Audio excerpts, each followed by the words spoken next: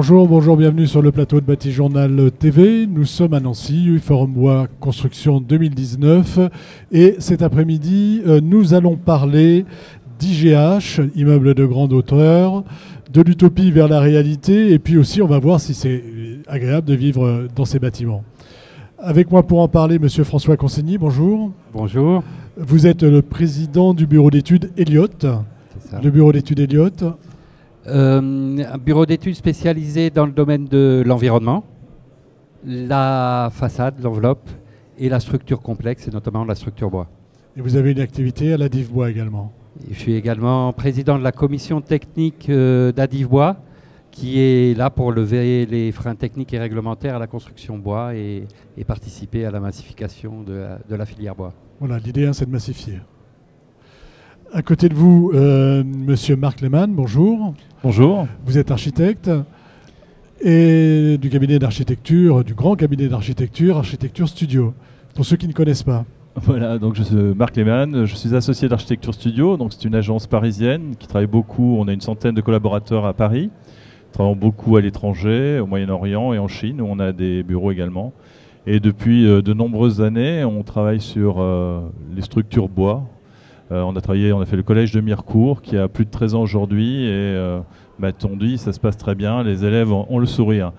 Et on a également fait des grands ouvrages avec de grandes portées comme le Stade de Liévin ou l'Institut du Judo, entre autres. Et aujourd'hui, on va parler de Palazzo Meridia que nous faisons avec Elliott et avec Next City Ewood.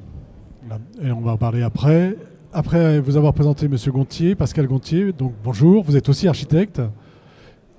Oui, je suis architecte, oui.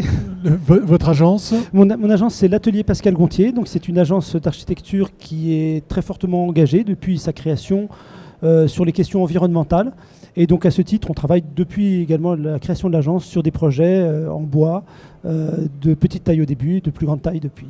Voilà. Et là, donc aujourd'hui, le projet dont on va parler, mais pas que, c'est un projet de grande envergure. Alors le projet. Puisqu'on parle de grande hauteur. Voilà, c'est le projet. C'est un bâtiment. C'est deux bâtiments. Un bâtiment de rez-de-chaussée plus 6 étages et l'autre 9 étages en bois que nous réalisons à Saint-Herblain. Et donc c'est un projet que je réalise avec l'agence d'architecture Saty, avec le bureau d'études Aegis, ainsi que l'EIST et la paysagiste Lalu pour le promoteur Galéo. D'accord. C'est du logement. Oui, c'est du logement. On est en R+... C'est R+9. R+9. R+9, oui. Donc on n'est pas tout à fait en IGH, mais on est déjà en grande hauteur. Voilà. Aujourd'hui, c'est plus une utopie, alors si je m'en réfère au titre un peu de l'atelier auquel vous avez participé. Non, 9 étages pour le bois, c'est une hauteur tout à fait... on fait beaucoup plus haut aujourd'hui. Nous, on fait un bâtiment également de 11 étages à Paris, en bois. Donc, on sait monter en hauteur avec le bois aujourd'hui. C'est plus l'enjeu. C'est pas un souci. Donc, quand on parle d'utopie ou de réalité, on est davantage dans la réalité. Là, aujourd'hui, on est complètement dans la réalité, même si ce bâtiment présente des aspects qui peuvent être considérés comme utopiques. Il a 3 caractéristiques. D'abord, il est en bois. C'est un bâtiment qui est également doté d'un système de ventilation très innovant, qui est une ventilation naturelle, donc contrôlée, mais pas simplement pour rafraîchir le bâtiment en été, toute l'année. Il n'y a pas de ventilation mécanique dans ce bâtiment. Et puis, il a une troisième caractéristique, c'est qu'il est composé de logements qui sont réalisés sur mesure pour les habitants. Donc, c'est-à-dire qu'ils peuvent configurer l'intérieur de le logement, mais également l'extérieur, c'est-à-dire leur façade et même les balcons. Voilà, donc c'est un bâtiment qui n'est pas encore totalement fini sur le dessin. C'est un bâtiment qui est dessiné déjà. Qui est dessiné, mais qui va prendre une tournure un peu différente en suivant ce qu'on choisit. On ne connaît pas encore sa forme définitive, parce que sa forme définitive, le volume est défini, mais la position précise des balcons, la position des fenêtres seront définies par les habitants dans un cadre donné qu'on a défini. C'est agréable de vivre dans un immeuble en bois comme celui-ci ? Alors, vivre dans un bâtiment en bois, aujourd'hui, c'est quelque chose qui est plébiscité par les habitants. C'est le cadre qu'offre un bâtiment en bois est très agréable. Moi, je vis personnellement dans une maison en bois que j'ai réalisée. Donc, on a les plafonds en bois, il y a une ambiance chaleureuse. Il y a aussi le fait que ce sont des bâtiments qui, en général, sont extrêmement bien isolés. souvent préfabriqués. Là, il y aura une préfabrication qui sera très poussée. Donc, ils ont des performances énergétiques qui sont très, très importantes. Donc, de ce point de vue, ils sont également très confortables. Donc, des immeubles à vivre. Ce sont des immeubles à vivre bois. Voilà. Et finalement, quelle que soit l'échelle, il n'y a pas de si c'est un IGH, on parlait de bâtiments de 200 mètres à Tokyo ou des choses comme ça, finalement l'échelle n'est pas importante dans la sensation, dans le bien-être. Non. Alors si on parle de bâtiments de 350 mètres, donc qui est prévu à Tokyo... C'est 350. C'est 350 mètres. Moi j'étais resté sur 350 200. mètres. Donc aujourd'hui c'est un bâtiment qui peut paraître complètement utopique, mais il faut se rappeler qu'il y a 10 ans, faire des bâtiments de 30 mètres ou de 50 mètres comme on en fait aujourd'hui en France, ça paraissait être un rêve complètement fou. Donc peut-être qu'aujourd'hui ce qui nous semble être une folie, demain sera une réalité. Moi je crois que c'est pas du tout impossible d'atteindre ces hauteurs en bois et que c'est même un défi extrêmement intéressant. Est-ce que c'est accepté par la population, la tour La tour en général, c'est la tour en général, parce que la tour, qu'elle soit en bois ou en béton, finalement, est-ce qu'on l'accepte? Est-ce qu'on l'accepte mieux en bois? Je pense que la question de la tour, c'est une question d'échelle. C'est-à-dire que quand on travaille sur un bâtiment de cette dimension-là, que ce soit d'ailleurs une tour ou un bâtiment en longueur, on travaille déjà à l'échelle d'une petite ville ou en tout cas d'un quartier. Donc il faut que ce bâtiment, par son échelle, il apporte la diversité, la complexité. Il faut qu'il fonctionne, qu'il ait des fonctions un petit peu comme une petite ville. Et donc dans ces cas-là, moi je considère que tous les noyaux de circulation, les ascenseurs, les escaliers et autres, pourraient être considérés comme des éléments permanents du bâtiment, un peu comme les routes, les places dans les villes. Et ensuite, ce qu'il faudrait faire, c'est arriver à introduire une grande mixité, c'est-à-dire pas faire que du logement, du bureau, de l'hôtel, de l'équipement, etc. Et aussi d'offrir cette possibilité de personnalisation que l'on a en ville, où on peut, chaque immeuble est différent de son voisin.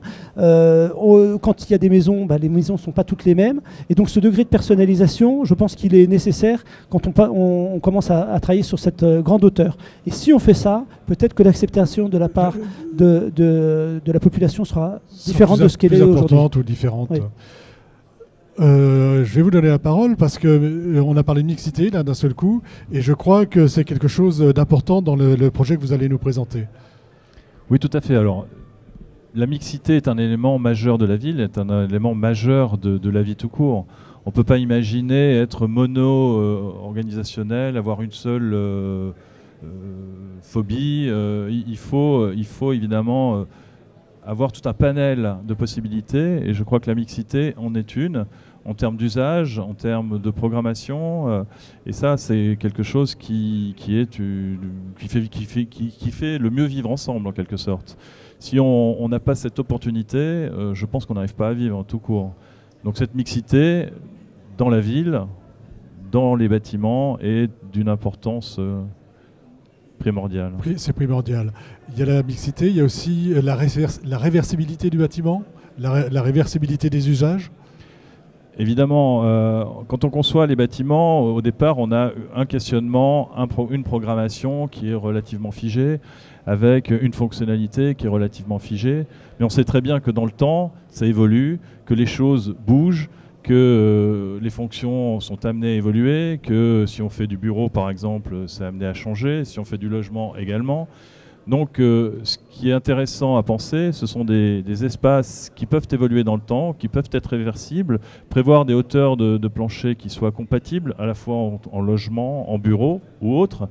Et je pense qu'aujourd'hui, avec cette matière, on arrive à faire des choses qu'on ne pouvait pas forcément faire avec le béton, par exemple. Donc non seulement ce n'est plus une utopie, mais c'est quelque chose qui apporte un plus. Ça apporte un plus. Alors, comme on l'a dit précédemment, c'est le bien-être, la qualité de chaleur, la sensation chaleureuse qu'apporte le bois, que n'apporte pas forcément des matériaux comme le béton, le métal, le plâtre. Donc on a une vraie valeur ajoutée, non seulement écologique, le fait que le bois pousse, on le coupe, il repousse. Donc ça, c'est un vrai avantage. Et aujourd'hui, la technique, grâce à différents bureaux d'études qui calculent de manière savante nos ouvrages, on arrive à faire des ouvrages de plus en plus hauts. Donc on a réussi, en l'occurrence sur le projet de Palazzo, à faire un bâtiment de 9 niveaux, de près de 35 mètres de haut, en structure mixte en quelque sorte. Donc on a utilisé le béton comme élément de contreventement qui abrite les cages d'ascenseur, les pièces humides, parce qu'on sait que le bois n'aime pas forcément les pièces humides. Et puis tous les plateaux sont en bois. Avec un exosquelette, cet exosquelette a la spécificité d'être une ombrière pour filtrer les rayons du soleil, mais aussi d'abriter des grandes coursives assez généreuses qui vont permettre d'organiser des potagers verticaux où les gens pourront, s'ils le souhaitent, venir cultiver leurs fruits, leurs légumes. Voilà, donc là, c'est la façade qui va être animée par le végétal. Tout à fait. Alors, en partie par le végétal, surtout animé par les gens qui y sont. Ouais. C'est imaginer travailler autrement, travailler aussi dehors. C'est aussi ce qu'on a voulu faire. On a on a des plateaux qui font 800 mètres, donc on a près de 100 mètres carrés, 150 mètres carrés de terrasses par niveau. Sur l'ensemble du projet, on a près de 1000 mètres carrés de terrasses qui sont accessibles aux personnes qui y travaillent. Donc un vrai plus qui est offert au personnel. Et puis cette idée de jardin vertical, de jardin potager qui va agrémenter l'ensemble de ces coursives. Donc il y a l'idée de bien-être, l'idée aussi de s'ancrer dans l'histoire du territoire. C'était une zone maraîchère historiquement, on est dans la plaine du Var. Et on s'est dit, on a finalement une parcelle très petite. Et sur cette parcelle très petite, on va essayer d'y condenser toute l'histoire, tout ce qui se passe autour et de venir le faire pousser en quelque sorte comme une grande plante que va devenir notre immeuble. Voilà, donc une utopie réaliste. Une utopie plus que réaliste, je disais même réalisée. Aujourd'hui, on est au 4e niveau. Ça va assez vite. Donc l'avantage, je dirais, du bois, on dit, c'est sa rapidité. C'est vrai qu'il est préfabriqué, qu'il est posé rapidement sur place. Je dirais, c'est la filière sèche. Donc on a peu de poussière sur le site, peu de nuisances. Donc c'est quelque chose à la fois d'agréable pour ceux qui habitent autour. Ça se monte très vite. On voit très vite l'avancement du projet. Et on s'approprie aussi plus vite. On s'approprie plus vite le bâtiment, l'espace, et puis on le voit pousser comme un champignon, quoi, quelque chose qui va. Ouais, c'est pas un champignon, je dirais comme un arbre. Comme un arbre. Des bons champignons. Hein. Les cèpes. Sur l'aspect technique cette fois-ci. Moi, je reviens un peu à la thématique de l'atelier auquel vous avez participé, utopie et réalité. Est-ce qu'il y a encore des utopies techniques ou est-ce qu'on est vraiment maintenant entré dans la réalité ? Oui, on est vraiment rentré dans la réalité avec plusieurs bâtiments en France qui vont monter jusqu'à 50 mètres et qui sont pour certains 100% bois. Mais je ne sais pas si c'est entre l'utopie et la réalité, mais pour rebondir un peu sur ce que disait Marc et sur les besoins écologiques, c'est aussi aujourd'hui une nécessité. Si je prends le thème récent de Paris qui s'est fixé comme objectif d'être neutre en carbone en 2050, l'étude Paris Change d'Air auquel on a participé pour arriver à trouver les leviers qui permettraient d'arriver à cette neutralité carbone. Il y avait certes des comportements d'usage qui sont nécessaires pour la population d'arrêter le diesel et de prendre les transports en commun, mais quel que soit, et de peut-être manger un peu moins carné, il y a pas mal de leviers possibles, mais même si on accumule tous ces leviers ensemble, on s'aperçoit que Paris n'arrivera pas à être totalement neutre en carbone s'il ne compense pas par la plantation de forêts et par du stockage de carbone. Et donc la filière bois est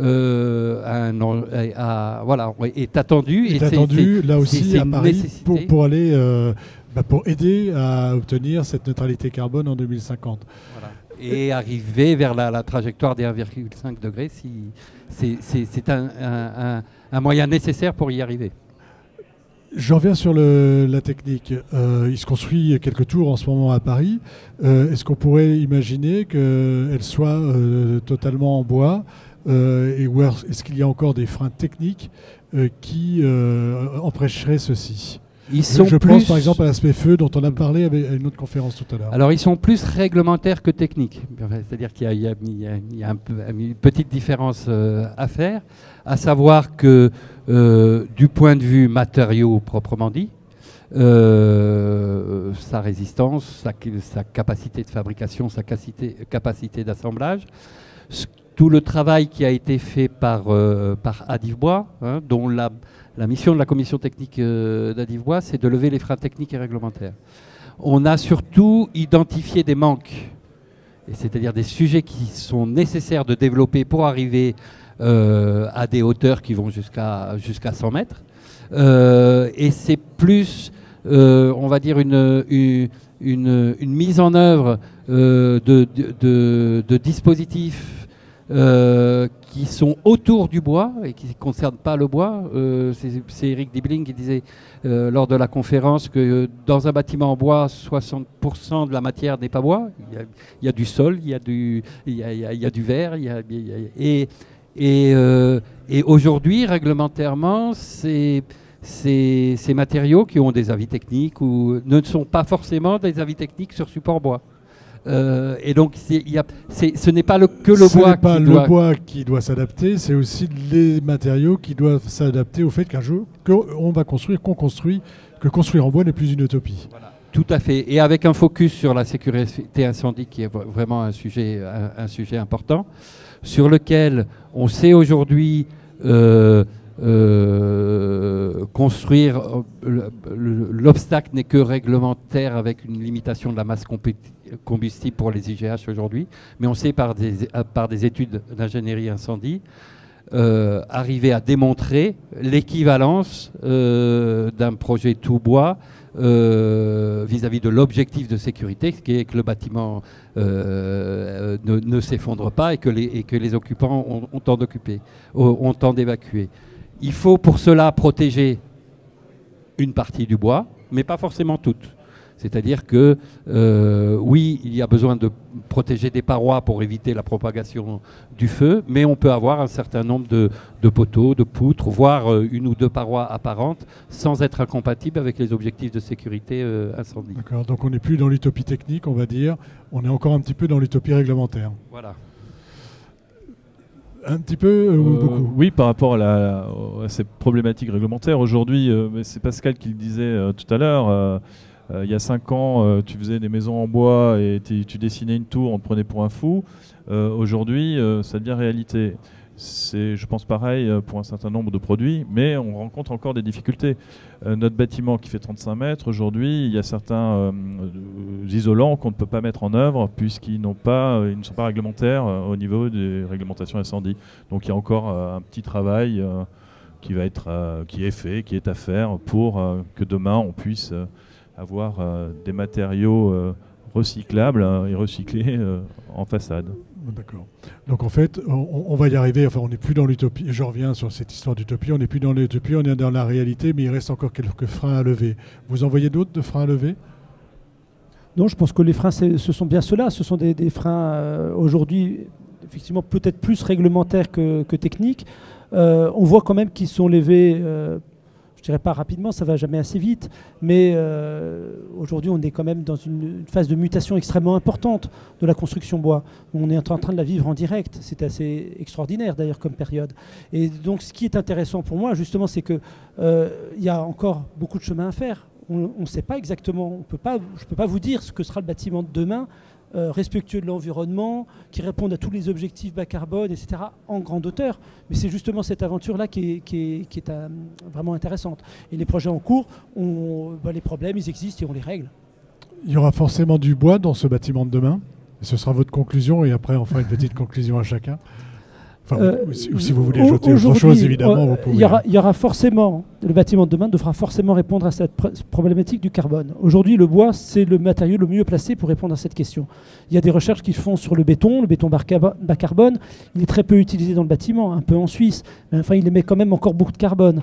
Donc, le bois reste aujourd'hui la solution la plus crédible, associée à d'autres matériaux. Et il y a toutes les fibres végétales. Il y a également des matériaux La terre, je pense que la terre crue, même la terre cuite, mais aussi la terre crue, sont des matériaux qui vont se développer dans les prochaines années. Je dirais on arrive à la fin d'un cycle et il y en a un autre qui démarre. Donc le bois fait partie de cet avenir et avec bien entendu d'autres matériaux. Aujourd'hui, il faut vraiment penser à l'humain, les hommes et aussi tous, pour pouvoir envisager un futur compatible et vertueux. Et le bois nous aide à aller vers ce futur, normalement. Et le bois est un élément qui nous permet d'y aller avec chaleur et efficacité. Chaleur, efficacité. Oui, tout à fait. Peut-être en conclusion, ça a été répété assez souvent. L'avenir, ça sera le bon matériau au bon endroit et l'optimisation globale du point de vue de l'approche bas carbone, c'est sûr. Mais dès qu'on a dit ça, dès qu'on a dit le bon matériau au bon endroit, et qu'on sait les 3 qualités intrinsèques du bois qui sont que c'est le matériau à rapport poids-résistance qui se place le mieux. Voilà, c'est le meilleur en ratio poids-résistance. La qualité naturelle et chaleur et santé qu'il peut amener, c'est sûr qu'il aura une place prépondérante. Oui. Je dirais qu'il a du sens dans notre pays. On a de grandes forêts et donc la filière bois est un véritable avenir. On a des grandes forêts, mais j'ai entendu tout à l'heure qu'il fallait vite replanter. Merci d'être venu sur le plateau de Bâti Journal TV pour nous parler de ces immeubles à vivre en bois et à vivre en grande hauteur. Une émission à retrouver donc sur notre site Bâti Journal TV et sur les sites de nos partenaires France Bois Forêt et le site évidemment du Forum Bois Construction.